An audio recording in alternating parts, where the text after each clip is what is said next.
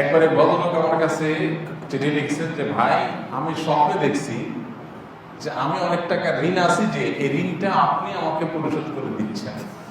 তো আমার বিশ্বাস যে একজন মুসলমানের স্বপ্নের প্রতি আপনার আস্থা বিশ্বাসের জায়গা থেকে আপনি আপনার দায়িত্ব পালন করবেন। আমার কাছে কাগজ লিখে দিচ্ছে। আমি বললাম ভাই, আমিও দোয়ার মধ্যে লেগে গেলাম, আল্লাহ যেন আমার একটা স্বপ্ন দেখায় যে স্বপ্নের মধ্যে আপনাকে বলা হবে আপনি আমাকে 1-2 কোটি টাকা দিয়ে দিচ্ছেন, এবার আপনি দৌড়ের উপরে থাকেন আমার স্বপ্ন দেখা। আপনার স্বপ্ন দেখে যদি আমি দৌড়ের উপরে থাকা লাগে, তো আমার স্বপ্ন আপনি দৌড়ের উপরে থাকবেন, তাহলে সবাই সবার স্বপ্ন দেখা দেখি করবে নাকি?